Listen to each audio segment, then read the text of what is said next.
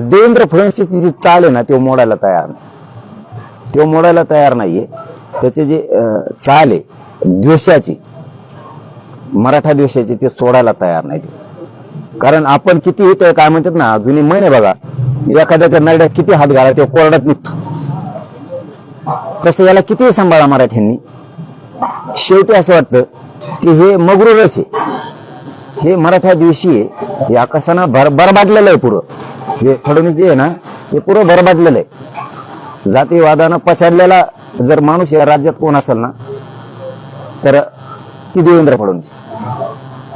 कारण त्याच्याबद्दल जे बोलायचं नव्हतं नाविलाजानं त्याचं ते गुण जर बाहेर पडायला लागले तर मी काय मोजित नाही. मग त्याला जर त्याचे गुणच दाखवायचे असतील प्रत्येक वेळेस मराठ्यांना तर मला उपयोग नाही. कारण सन्मान द्यावा लागतो तो मिळत असतो.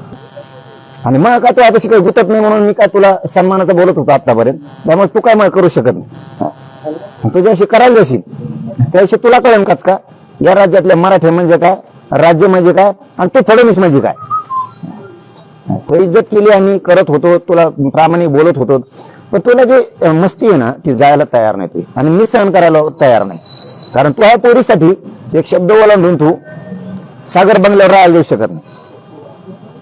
कारण तिची परीक्षा आहे. तू त्या दिवशी पत्रकाराला बोलताना बोलला ही माझ्या पोरीची परीक्षा आहे, मला सागरवर का जात नाही, कुणी म्हणतं लिंबापूरले, कुणी म्हणतं काही, मी याच्यासाठी सागरला जात नाही, सागरहून त्या वर्षाला जात नाही की माझ्या पोरीची परीक्षा, असं उत्तर त्याने पत्रकाराला दिलं आहे देवेंद्र फडणवीसने.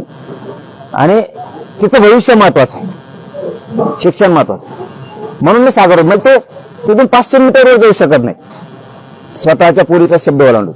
तर माझ्या लेकराचे मुर्दे पडले रे देवेंद्र फडणवीस.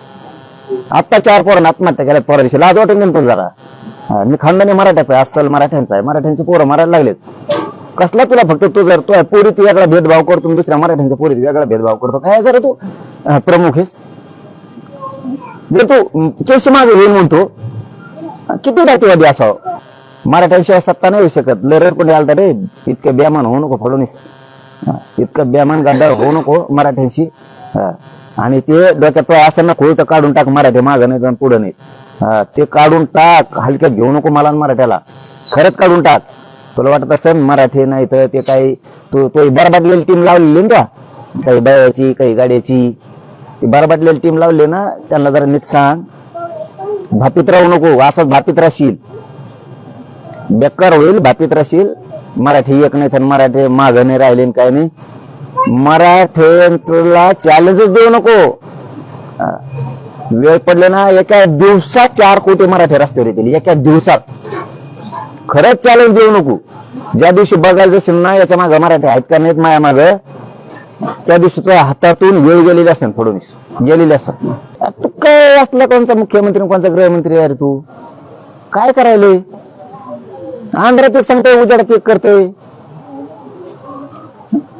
माझे हे बघा धनगर बांधवांना तू फसवला असेल, पण तुला सांगतो माझ्याशी गद्दारी करू नको. तू रडकुंडे आला होता याच मराठ्यांमुळं तुला आनंदाचा दिवस उगलेला आहे, सत्तेत बसायचा. मराठ्यांशिवाय इथं पान हलू शकत नाही. एक तो आमदार म्हणू शकत नाही मला मराठ्याने मतदान नाही केले, एक सुद्धा.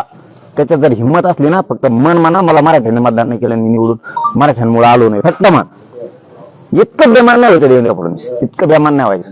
तू चाल टाकशील, नोटीस देणार नामका करीन, चाल जमणार नाही, चाल चलून देणार नाही.